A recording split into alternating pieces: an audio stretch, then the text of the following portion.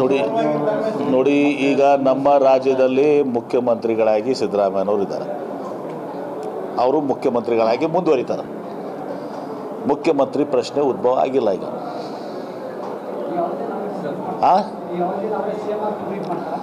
ನಿಶ್ಚಿತವಾಗಿಯೂ ಕೂಡ ಅದು ನಮ್ಮ ಬದಲಾವಣೆ ಯಾರಾದರೂ ನಮ್ಮ ಮಾಡಬೇಕಾಗಿ ನಮ್ಮ ಹೈಕಮಾಂಡ್ ಮಾಡಬೇಕು. ನಮ್ಮ ಕೈ ಯಾರೂ ಇವತ್ತು ಸಹ ಇದು ಇಲ್ಲ ಏನ್ರಿ, ನಮಗೆ ಗೊತ್ತಿಲ್ಲ. ನಿಮಗೆ ಗೊತ್ತಿದ್ರೆ ಹೇಳ್ರಿ. ಮತ್ತೆ ಸಿದ್ದರಾಮಯ್ಯ ಅವರು ಹೇಳಿದಾರೆ, ನನಗೆ ಗೊತ್ತಿಲ್ಲ ಅಂತ ಹೇಳಿದರು. ನಿಶ್ಚಿತವಾಗಿಯೂ ಕೂಡ ಸಂಕ್ರಮಣದ ನಂತರ ಏನಾದರೂ ಅಧಿಕಾರ ಹಂಚಿಕೆಯಲ್ಲಿ ಬದಲಾವಣೆ ನಾನು ಹೇಳಿದಲ್ಲ, ಸಿದ್ದರಾಮಯ್ಯನವರಿಗೂ ಮುಖ್ಯಮಂತ್ರಿ ಆಗಿದ್ದಾರೆ, ಮುಖ್ಯಮಂತ್ರಿಯಾಗಿ ಮುಂದುವರಿತಾರೆ ಅಂತೇಳಿ. ಬದಲಾವಣೆ ಇಲ್ಲ ಅಂತ ಹೇಳ್ತಾ ಇದೀವಲ್ಲ ಈಗ.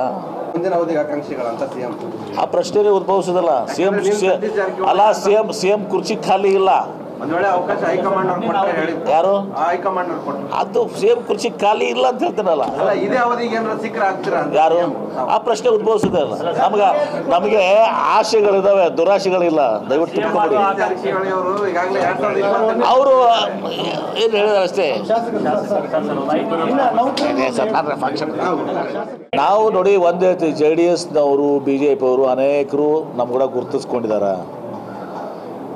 ಸಂಕ್ರಾಂತಿ ನಂತರ ಇವತ್ತು ಏನಾದರೂ ಬೆಳವಣಿಗೆ ಆದರೆ ಅವತ್ತು ಸಹ ಆ ಶಾಸಕರೆಲ್ಲ ತುದಿಗಾಲ ಮೇಲಿದ್ದಾರೆ, ನಮ್ಮ ಪಕ್ಷಕ್ಕೆ ಸೇರಬೇಕು ಅಂತೇಳಿ. ಅನೇಕ JDS ಶಾಸಕರಿದ್ದಾರೆ, BJP ಶಾಸಕರಿದ್ದಾರೆ. ತಮ್ಗೆ ಗೊತ್ತೂ ಇದೆ, ಮಾಧ್ಯಮದವ್ರು ನಮಗಿಂತ ಹೆಚ್ಚಿಗೆ ಗೊತ್ತಿದೆ ನಿಮಗೆ.